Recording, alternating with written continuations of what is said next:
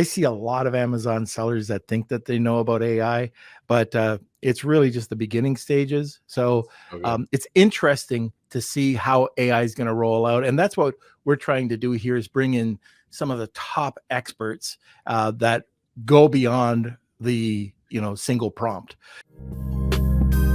Lunch with no lunch with no lunch with no lunch with no Hey everyone, this is Norm Farrar, aka the Beard Guy here, and welcome to another Lunch with Norm, the e-commerce and Amazon FBA podcast. Today, we're talking about it again, AI, product development using AI, and we've got one of the foremost experts here today. Very excited about that. We're also going to be talking about how AI has changed selling on Amazon, how businesses can find the right balance with AI, and how do businesses find the right, not the right balance. What am I trying? Is this Monday? Can anybody tell me if this is Monday? But if what you can get out of it, what you can expect out of AI. So welcome to another Lunch with Norm, the e-commerce and Amazon FBA podcast. All right. Where is Kelsey? You're just changing things up and jumping right into it. You are the mayor of Blunderville. Let me just tell you something. This is Monday. All right. So, anyways, Kels, how's it going? Good. Do you want to jump into the guest description? Did I miss that? Yes, you did. You're really I fully committed to blundering today, right? That's Mm-hmm. the new part of our newsletter, the blunders. Okay, well, I could do that too. Today, we're going to be discussing the product development using AI. Our guest is the founder of Seller Systems. He is an amazing Amazon seller and consultant, considered actually to be one of the top leading experts in the Amazon private label field, as well as Amazon SEO. His own brands have sold over $25 million. And, he's one of these coaches that actually practices what he preaches. And that is what's missing with so many of these gurus and experts out there. They don't have a brand to sell. So I love that he's got his own brand selling at $25 million. And today I'm talking about Brandon Young, a good friend of mine, and just one of these guys that I got to meet at an event, and we've become friends. So can't wait to talk to him. Let's have a word from our sponsor, and then we'll get back to Squire. This episode of Lunch with Norm is sponsored by VAA Philippines. Looking for a high-quality virtual assistant for your business? With the rigorous screening, intensive Amazon and Walmart training, and ongoing professional development, get the peace of mind with skilled and motivated virtual assistants for a long-term working relationship. Hire through VAA today. And now let's get back to the show. And welcome, Brandon Young, a return visitor, a return guest. How are you, sir? Great to see you, man. You too. We haven't seen each other. We just talked about it before, but we haven't seen each other since Mexico. And I mean, I sent you a picture. The memory of Mexico is you talking us into going to some street cart and getting some tacos, which are fantastic, by the way. Best street tacos I've ever had in my life. But we were both talking the next day. Now, if this didn't go well, it was not going to be good for the conference. Luckily, it was just a block away from the hotel, and then they were very clear. The locals said you can go to that corner a block away. The corner store is good. The street carts, there were 4 street carts, and they said the one closest to the door, the other, they get progressively worse as you get further away. And they said, just don't go beyond that. Because there were like clubs and bars, but that some areas of Mexico are still not as friendly as you should, they're a little dangerous. It was worth the risk for those tacos. They were really good. The best, but the hot dog was the best I've ever had in the world. That was a great hot dog. And it was interesting because we kind of just threw that in. I'm like, anytime I see a hot dog, I got to try a hot dog. But, it was that night I went to bed and I went, if this comes back on both of us, like I'm talking Montezuma's, like what would happen? Luckily, everything was good. You know what the key was, I think, is that anytime you're out having questionable food, you have to have at least one shot of tequila, and that'll kill any bacteria in your stomach. You will not get food poisoning if you have a little bit of tequila mixed in. Or Mexican Coke. And I'm talking Coca-Cola. Yeah. All right, buddy. You've gone through some changes. So Data Dive, founder of Data Dive, and you were working primarily, you had to have an account over at Helium 10 to have Data Dive work. Now you've done some changes. You want to explain what's going on? Yeah, so it was to a point where we were piggybacking and having our users pull their data from their Helium 10 account in order to power the way that we feed, the way we would feed the data back to you in a usable way. And that's kind of what we're known for, is just being able to take the data and give you the most usable reporting from it, so that you can go ahead and optimize your listings or make product decisions. And so that's really was onerous. Like, we couldn't expand to markets or to users that didn't have Helium 10 because their subscription was going up in price. It was really expensive. So to add us on top was very expensive. Now, this was good for us originally, though, because like we didn't have to buy the data ourselves. And so when we tried to work with Helium 10 on maybe buying the data separately through an API or disconnecting, they weren't as interested. And so we started looking for data sources, and Jungle Scout, who's been in the industry forever, they were like one of the first ones in the Amazon data space. We ended up testing them against 7 other data sources, including Helium. And it ended up being that we got more keywords. And when we benchmarked the search volume against Amazon, they were a little bit more accurate too. So we were comfortable with making the switch, but now we have to pay for it. So you just don't need any other subscription anymore to power Data Dive at this point. You can basically just sign up and start using it on its own. So you don't have to have, that was my next question, a subscription over at Jungle Scout. If you've got a subscription right now, you could just go ahead and use that subscription. Yeah. Well, that's great. Power all the tools we provide you just with just with Data Dive now. Yeah. Oh, fantastic. It's the same cost as it was before? Yeah, same cost. We've got we're starting to create different levels now, and that'll be rolling out in the next month, to where we're going to have an entry level at like $36, and then you'll be able to basically throttle up any of the tools you're using.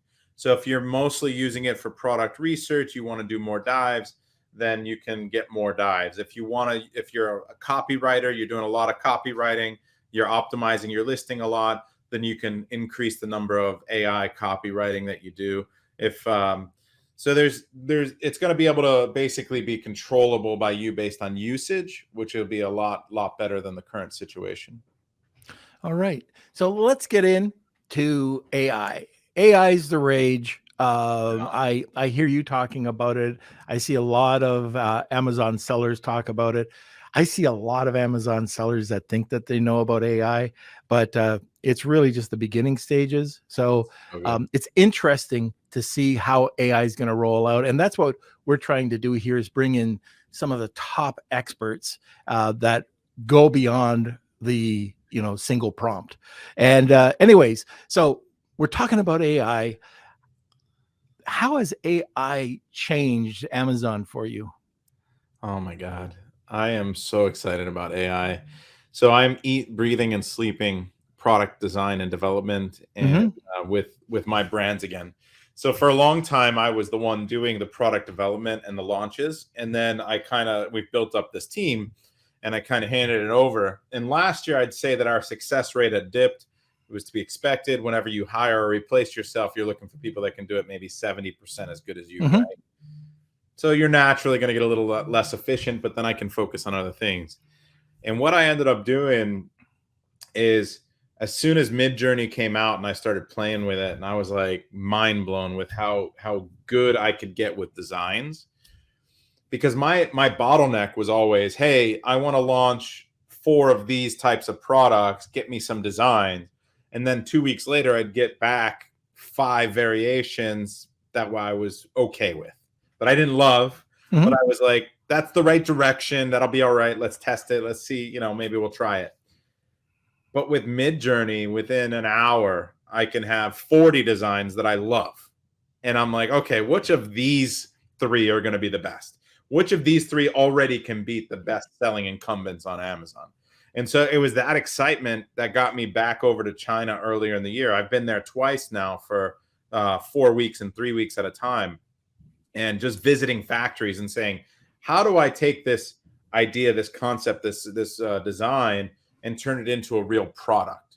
So I I basically was going factory to factory and talking to factory owners and figuring out tooling costs, molding costs, and customization costs, so that I could make some of these designs into a reality and figure out what that process looked like and what that cost looked like. And yeah, I've taken over back over a lot of the design elements for our products. Now, I only get it 80 to 90% of the way there. And a lot of times I'm in toys, so I'll just design unicorns and dinosaurs and characters and animals, and then I'll have my team put it into the product or on the product, and then we hand that file to the factory now. But everything, it's not just product design that's going to change. It's going to be in product development, the speed. It's going to be how good of how good the features are of your product. So everything from analyzing the features and benefits your competitors have, the reviews, how what people like about a product, what people don't like, and then the copywriting needs to have a mix between optimization for SEO and conversion when speaking to the avatar. And the AI is good at identifying even who the avatar is or who the typical buyer is. So everything has just improved significantly over the last few months. And like you said, it's just the beginning. I'm so stoked. I'm all in. I'm tripling down in my business because of it. And we're building tools into Data Dive to help you, basically empower you with AI. I'd love to see what that's going to be, what that's going to look like. How long away are we until we see some of these tools implemented into your app? Well, 2 of them just launched this week. And the first one is the product brief tool. This is the analyzer. This is the one that you really need to understand. So you and I have been teaching for a long time, and you're great at this because you are a branding and a product guy. And so you have to go see what people love and don't love about a product. You have to really understand your customer at a very, very high level.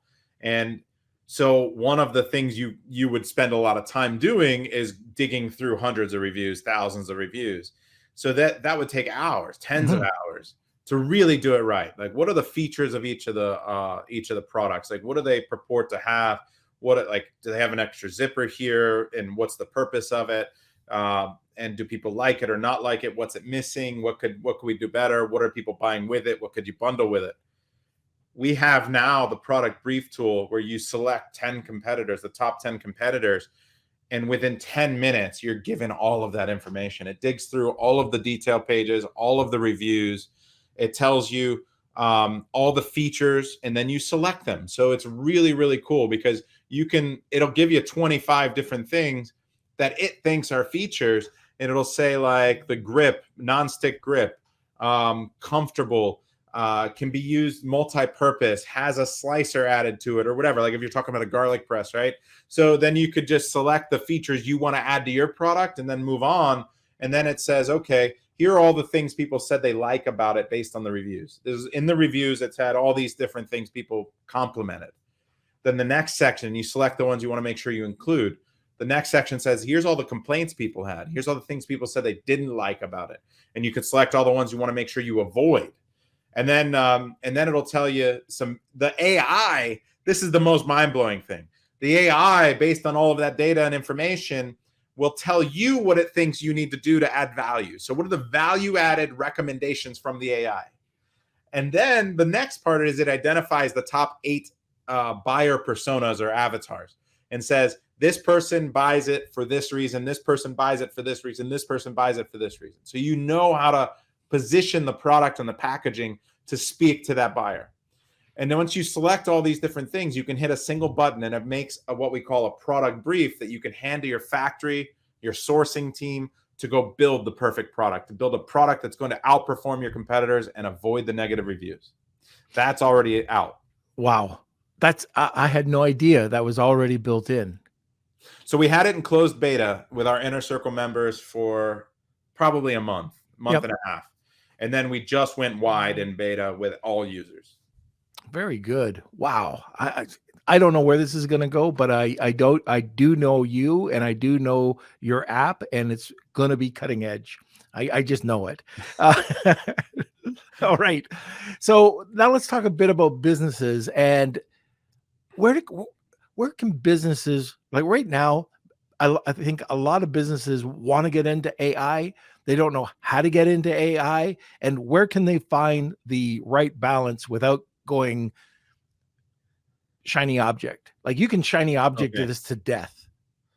A lot of people take this as might take this the wrong way, right? If you're not disrupting yourself with your best products right now, your business is at risk. This is like, I can't warn people enough. You might have 15, 20, 30 SKUs that are selling well. And if you're not looking at those SKUs and saying, how do I improve this design? How do I make it better now? Someone's going to do it and beat a market in the next 6 months because of the speed.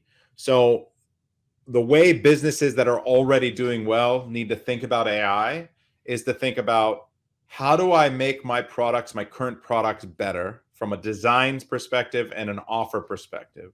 So how do I disrupt myself?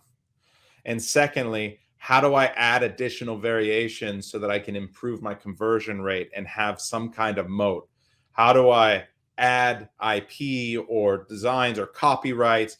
How do I add enough variations by launching more designs so that I can have a higher conversion rate when these new guys enter the market? I can maintain my advantage. The next thing is going to be, what are the next products I'm looking at, and how quickly can I get to market to start launching new products? The third thing is going to be around optimization and SEO.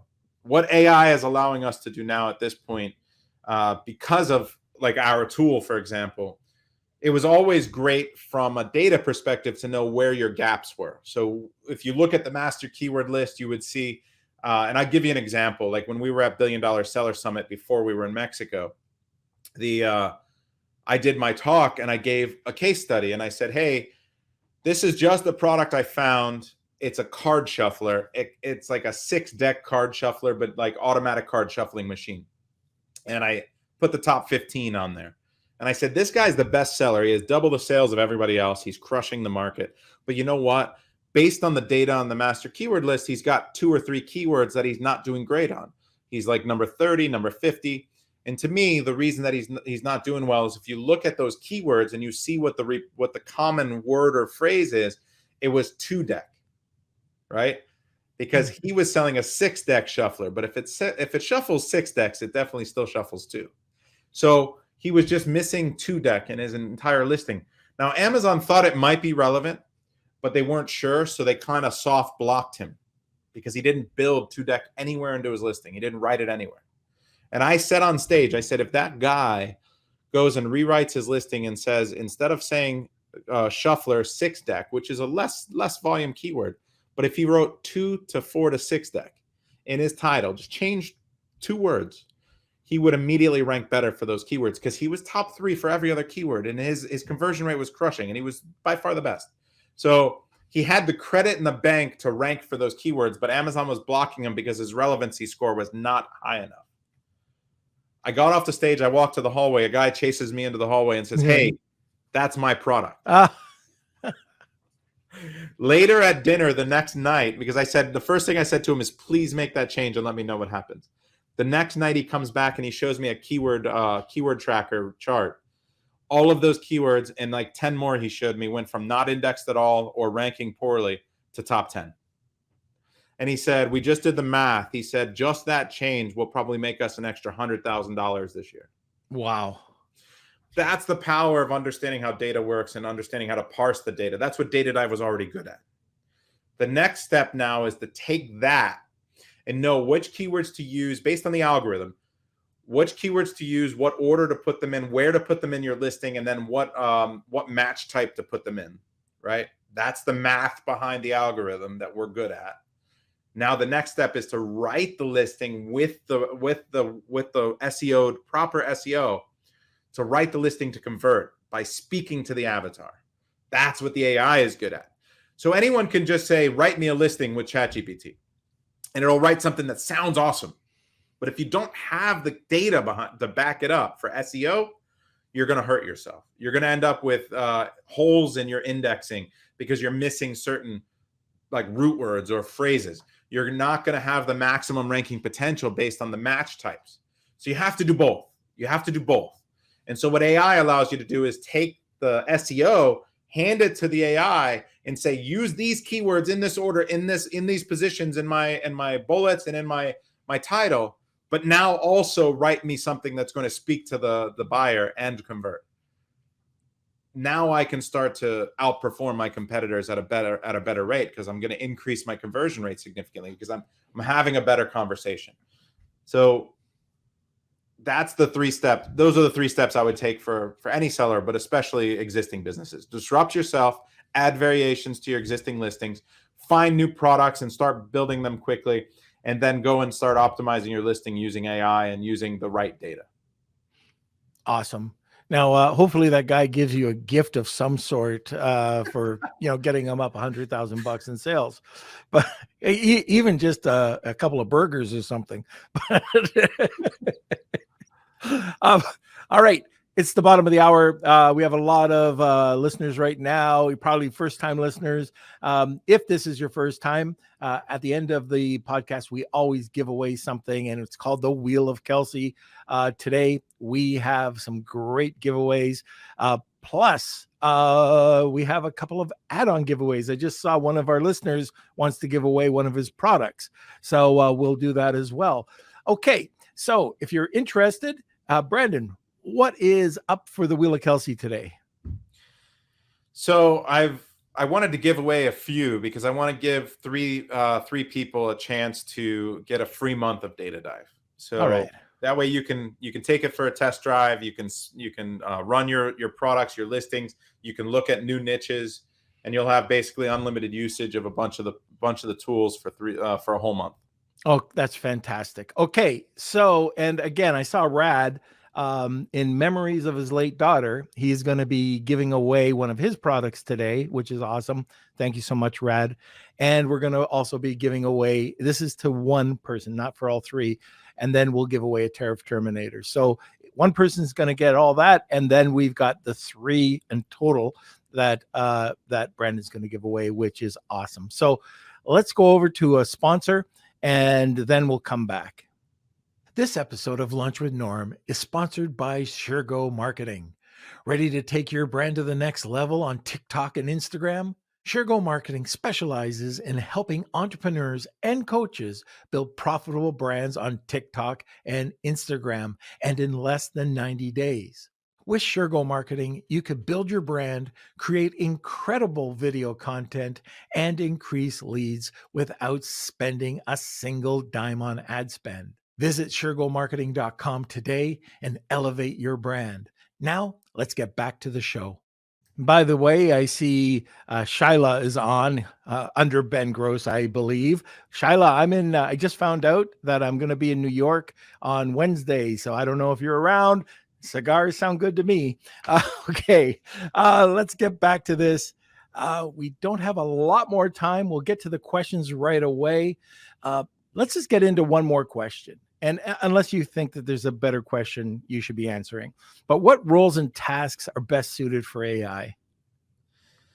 Yeah, I think we're at a position where it's going to be almost the entire all of your org charts should be using AI at some point, and it's getting there, right? So I think you have your product team, product development, and then you have your product managers. That's the optimization side. You're going to have AI with logistics and with inventory management very soon if you don't already have it. So it's going to start to be able to dig in and suggest where to send inventory, how many units to order, to optimize your efficiencies there. And then marketing. So PPC, our goal and our roadmap at Data Dive brings us to a full self-driving PPC tool. So our first PPC tool. Do you think that's going to be realistic? You think so? Oh yeah. So what we teach and what we do with PPC is the way that we group things, the different types of objectives that you need with your PPC, with regards to some of it being to push BSR or velocity, some of it being to push keyword ranks, some of it, some of it is just for profitability. And you have all of these different objectives. It's very difficult for you to have 20 products that you manage by yourself with potentially 1,000 campaigns, targeting thousands and thousands of keywords, and do that effectively, because what you need to be looking at are managing also deals for conversion. So you need to have regular deals. You need to manage pricing. You need to manage coupons. And so you have so many levers that you can pull on the marketing and the management of the marketing. And so many things you need to be looking at on a regular basis that AI is just going to do it so much better than you once you solve it. So we're building some of these rules-based PPC to begin with the dashboards to understand the impact of PPC on ranks, the PPC on tacos, not just ACoS and profitability per campaign per keyword, which is the way a lot of people run their PPC. Mm-hmm. And then to really start to be able to turn that over to an agent that can play with levers and really understand, what lever does how does it affect these 1,000 things, and then really start to get an idea of how that data, where the right mix is. Now, the other part of that most people get wrong is that when you're just doing PPC, the PPC can only be so good based on the optimization, the SEO, and the data and the content. So you kind of need a solution that can analyze how good your content is, the effectiveness of it from a click-through rate, conversion rate relative to your competition, make suggestions on improvement, and also know how well optimized your listing is from a writing standpoint to maximize rank potential. So that's where the AI comes in, where everything needs to speak to each other. It needs to analyze so many different inputs in order to give the right direction. And so we're probably realistically 18 months away from turning that on for everyone. Wow. Well, let me know. Let me be a beta. I'll make sure you're in the beta. All right. Very good. Okay. We have a ton of questions and even more that are just coming in now. But Kelsey, why don't we get into those, because we have about 20 minutes to go? Yeah. So we can skip the Wheel of Kelsey or push that until after we say goodbye to Brandon. Right. So we have more time. But yeah, let's see. From John, prompt engineering is a huge thing with AI, especially generative AI. Curious to see what Brandon thinks about OpenAI compared to Anthropic for best prompts for Midjourney. Yeah, John, I think that I've experimented with both, and I've created basically some outlines. I went through a course that our mutual friend Steve Simonson had and recommended. He has a great video on YouTube where he talks about, and then there's a resource that he has access to through his cooperative, where you can learn how to train your OpenAI, like your ChatGPT, to give you Midjourney prompts. And that's really interesting.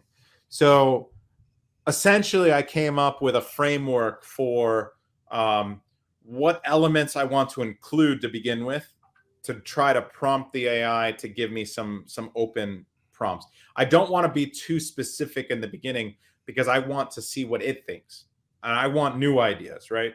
So the other part of that is that once I prompt it, sometimes I'll be I won't know what elements to ask it for. So what I'll do is I'll find examples of products or images that I really love on somewhere else. So Google Images is a great resource.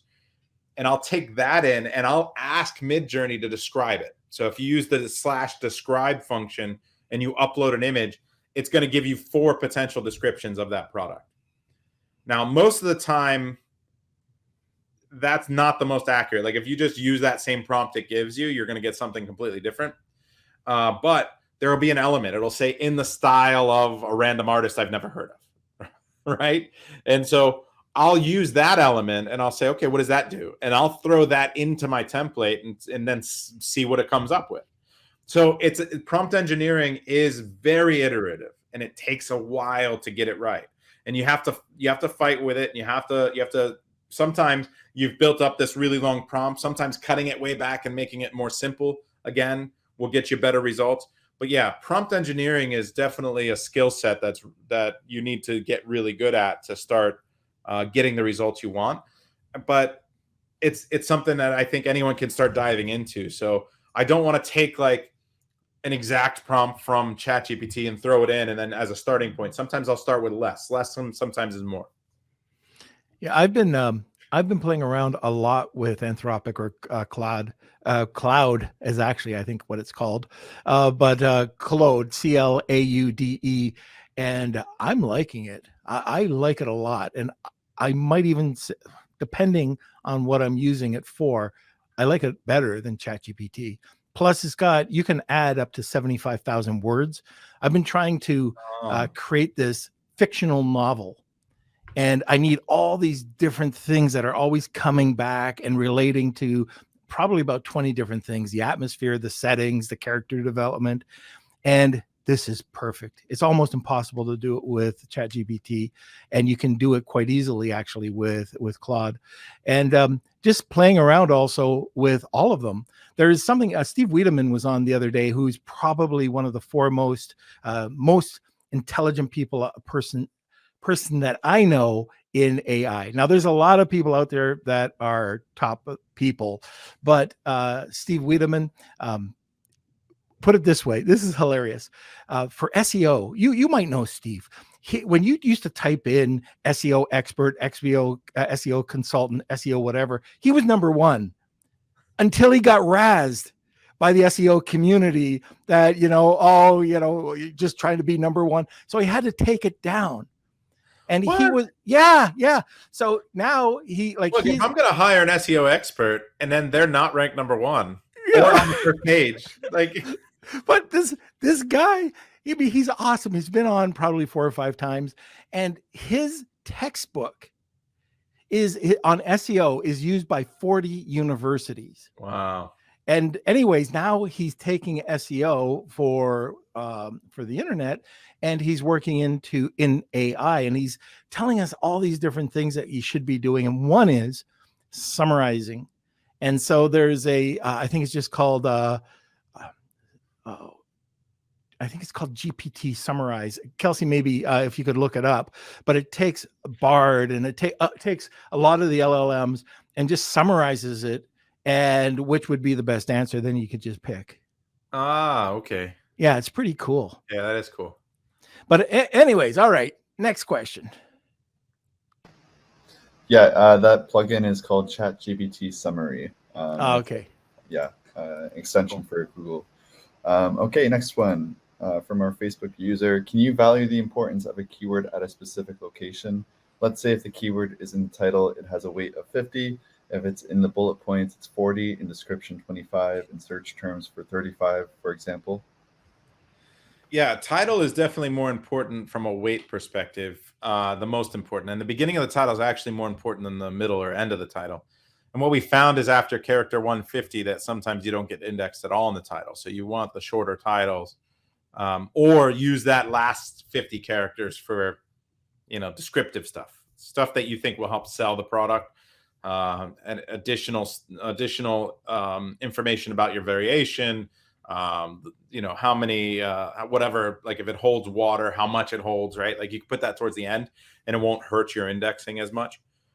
The second place is actually the subject matter, but the subject matter to me is a no-go zone. I don't recommend using it because I've seen too many times when Amazon will just remove it from an entire subcategory and you get de-indexed. And the reason is they don't want anyone abusing it. And so you can easily abuse the subject matter field because it indexes so heavily. It's really, really strong. So sorry. Are you saying to cut back on using subject matter field?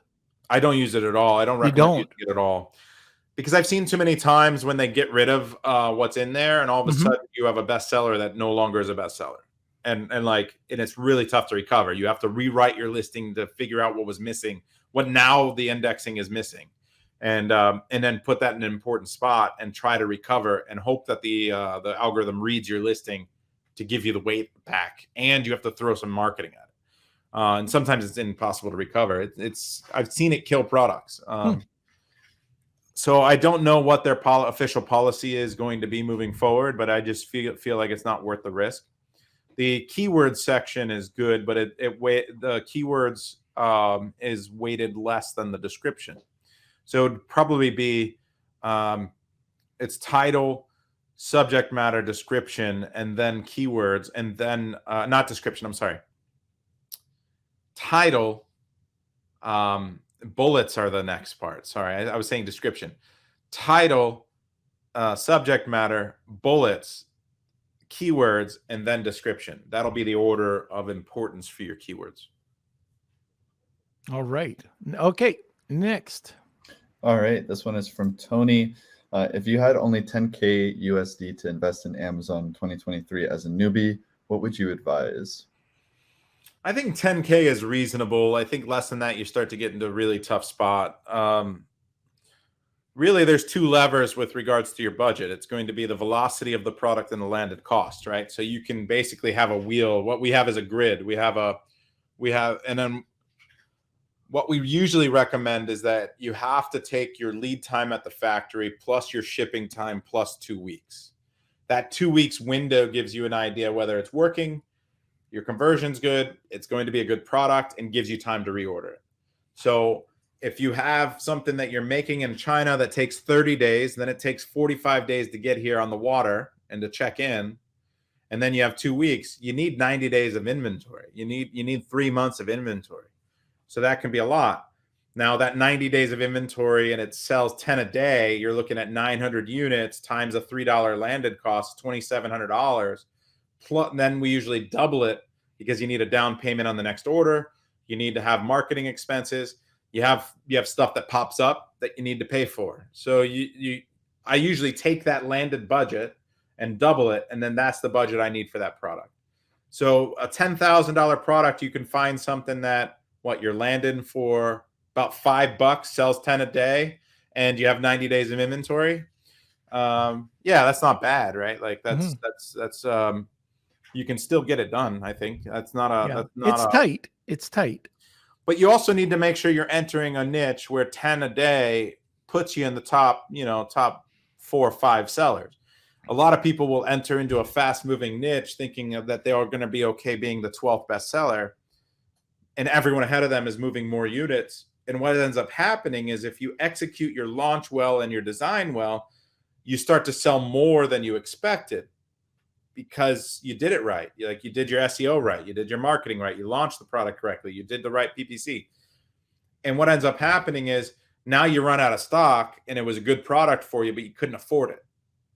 And then you lose your money because that first order is sometimes tough to make. It's sometimes tough to make money because you had your launch expenses and you had all this stuff that you did.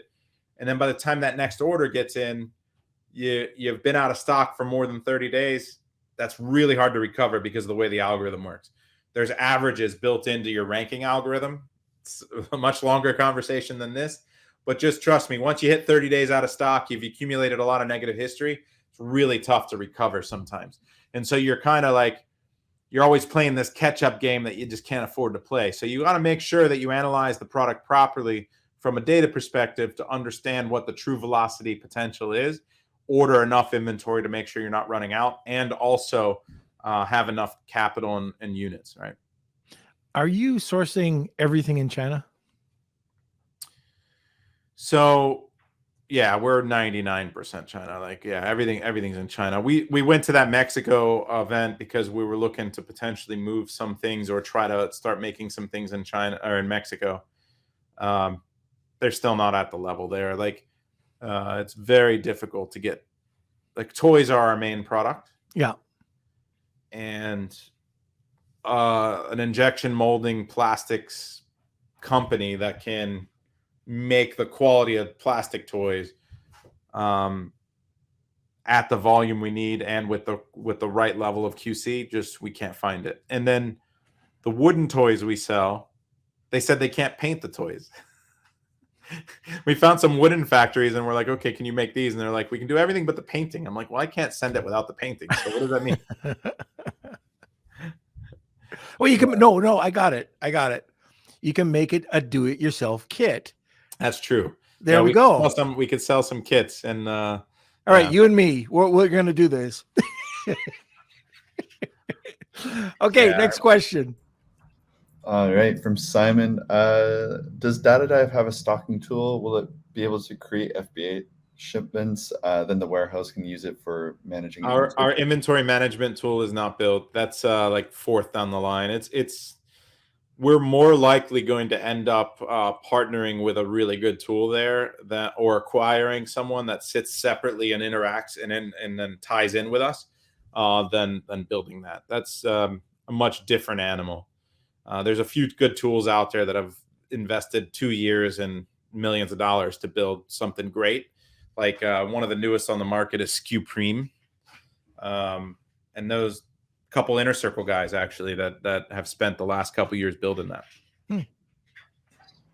Okay, and going back to the previous conversation, you wouldn't double up and have it in the subject matter too, just to double down.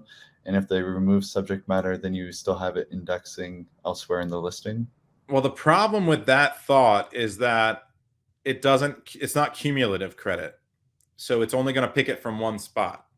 So if you do get it picked up from the subject matter and then that gets taken away, you can't guarantee that the algorithm is going to go reread the other part of your listing without making a change. Usually when you make a change, the algorithm goes in and rereads it. So yeah, it's a risky game.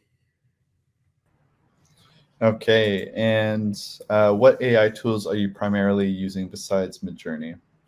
So now DataDive is the main one, right? So like our listing writer ties in with GPT, and then we feed the prompt based on the research. So it is just a writer, but with the data backing it up and our algorithms.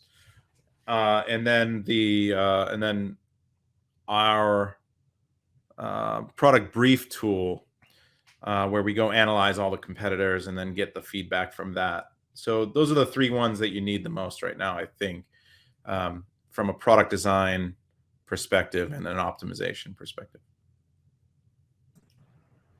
All right, and then we have some questions about how using DataDive. I think we mentioned this at the very beginning of the podcast, but Brandon, does DataDive still work with H10? Should we use Jungle Scout instead? And then also we transitioned from Helium 10 to Jungle Scout and purchased a subscription. Is there any benefit to having Jungle Scout, or can we just use DataDive anywhere? Yeah, I think so. From a product idea perspective, Jungle Scout has a great product research tool similar to like Helium 10's Black Box. So you basically feed in different criteria, and then it spits back everything that meets that criteria that's on Amazon. And then I really like Jungle Scout's sourcing finder. They have a tool.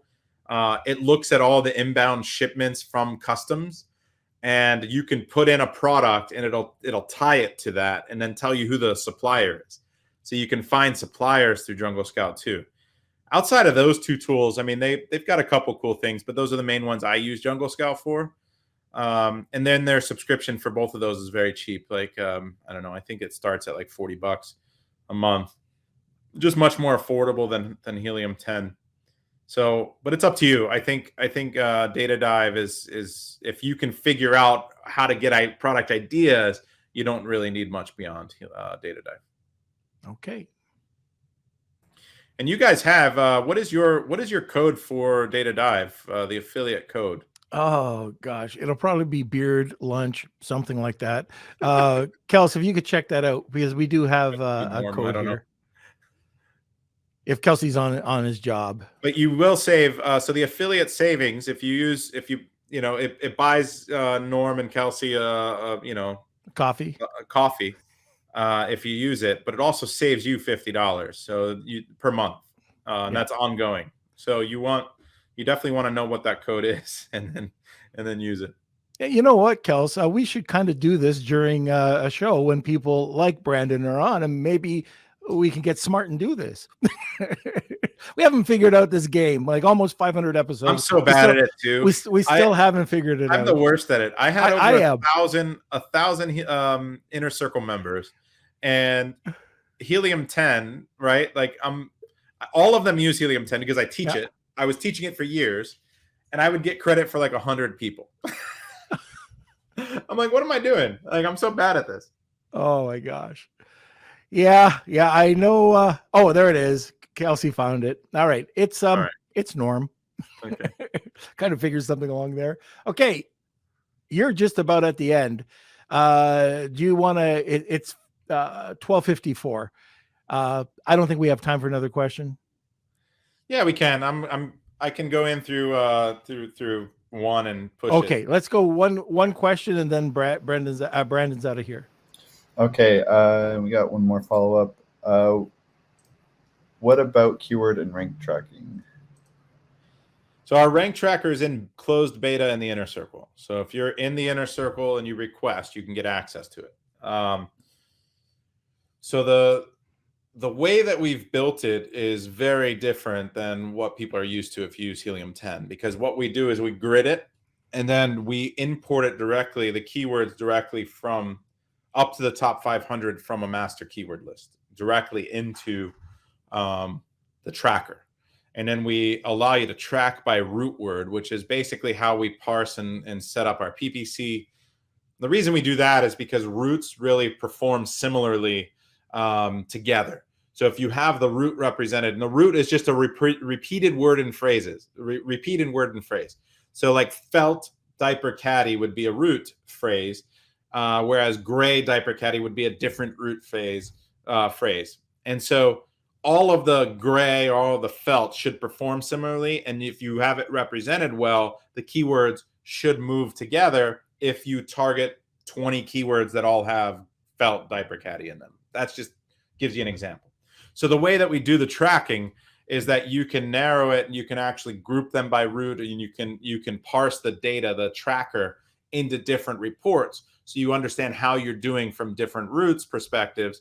And then you can see a grid, which is day by day. So you can see the most recent day and performance, and then you can go all the way back like weeks. So you don't have to kind of see like an abstract trend per keyword. You can really see the rank number per keyword over time and really see how it's moving based on color coding and stuff like that. So we've built the UI UX to be much different, I think much better. And the one thing that we're plugging in and figuring out is how this data that we're buying with Jungle Scout can help to support it, that's the challenge right now, because the Jungle Scout data will update every day or every other day. And for when you first launch a product, you kind of want that report, you want it pulling the data 5 times a day or 10 times a day, right? Like, so it's in beta, and we're getting feedback on the UI UX, and now we're solving the data side of it. But to us, it's going to end up being the best product tracker or keyword tracker on the market. Okay, that's it. I have one quick question. Yeah. What was it like being a star on Storage Wars Miami? I wasn't even a star. It was a cameo. I know, but it was so cool. I tell you what, it is so staged and terrible. And anytime they would say, look, I need you to do 3 takes of pretending you're making a bid, right? And so they would just put the camera at you and you'd have to do like so whatever, right? But it wasn't live in the action happening. It would just be like some B-roll they could cut to. Yeah. And everything is just put together and fake. Not But then reality also, TV. the real bidding is the real price being paid, though. And the guys that are stars on the show just want to throw their money around. So the deals were the worst. Like a locker that should go for like $300 was going for $900 just because these idiots were fighting each other for stardom on the show. So it was a complete waste of time to be there if you were just there to try to make money. But I had to go to his taping and like be on the show just to like see what it's like. And so, yeah, well, I'm glad I'm not doing that anymore. I'll have to get your autograph at the next hot dog stand. So I need yours. You're definitely much more famous than I am. Oh yeah, right. So thank you so much for being on. This Norm, I love you, man. Thank you so much for having me. And I can't wait to see you soon. All right. We'll see you later. All right, everybody. I hope you got a lot out of this. I know I did. It's always great to see Brandon on the show. He always delivers. Anyways, let's see. Kelsey, where are you? Hello. What do we got to do here? All right. Well, we've got the Wheel of Kelsey coming, and also we need to do a little ad read as well. So just to let everyone know, we've got a ton of giveaways happening right now. We've got 3 giveaways of Data Dive for 1 month. We've got a solar headlamp that's available for 1 lucky person. And then we have a free tariff terminator. So we're going to be spinning the wheel 5 times today. Nope. You got it 3 times. One person is going to win all 3. Oh, okay. All right. That makes sense. Okay. So get your last entries in, and we'll be back in just a few seconds. This episode of Lunch with Norm is sponsored by Rebate. Attention sellers and brand owners, want to reach more shoppers and boost sales? Rebate's platform connects sellers with shoppers seeking great deals on new products. They make it easy to offer promotions, handle rebates, and ensure seamless redemptions. With countless reviews from satisfied customers, Rebate is the go-to solution to increase your sales. Visit rebate.com today and start reaching more shoppers. Now let's get back to the show. All right. So here is the Wheel of Kelsey. It's time for the Wheel of Kelsey.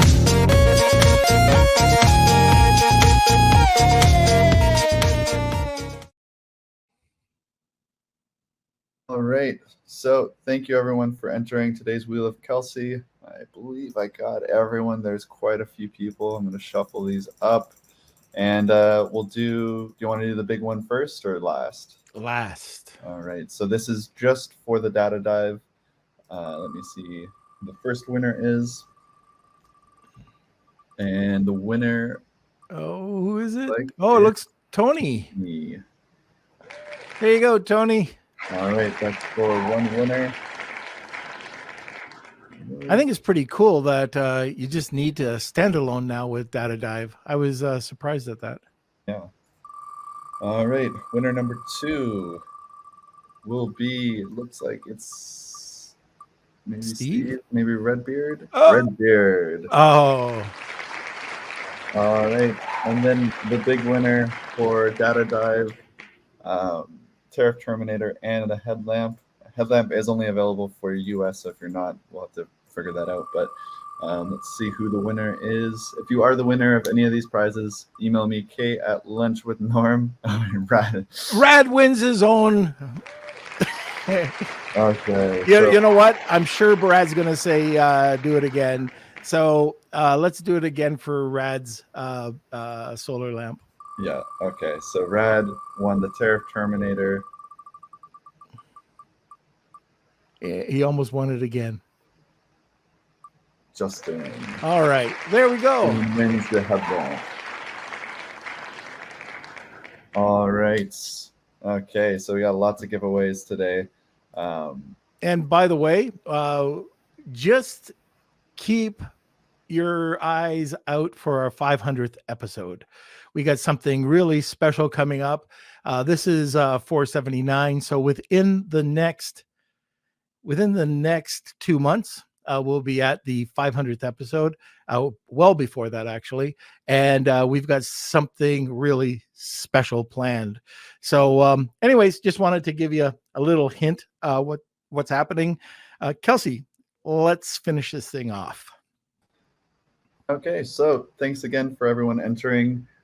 Just to go through the winners again, we have Tony is the winner of Data Dive, Redbeard Data Dive, Rad Data Dive, and Tariff Terminator, and Justin wins the headlamp. So congratulations. Fantastic. Everyone. All right, everybody.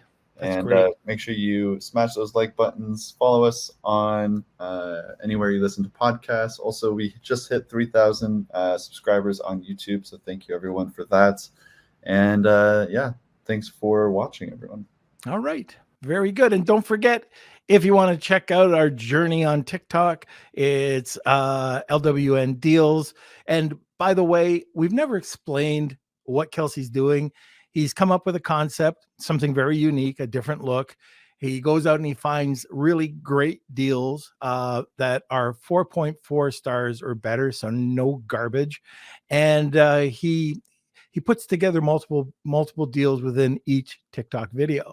So if you're interested in seeing what he's doing, love to hear what you think of it.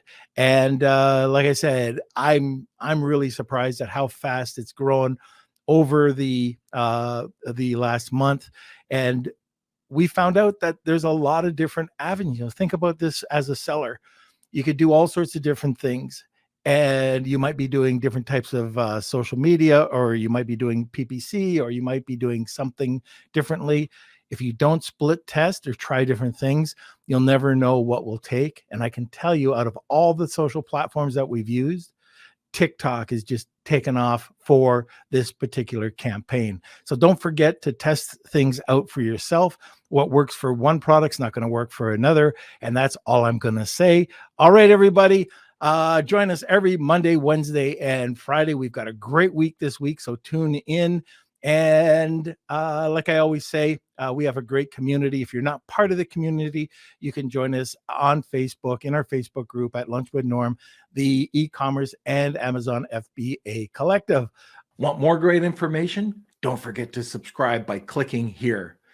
Also, if you want to check out our latest podcasts, click over here. Lunch with Norm.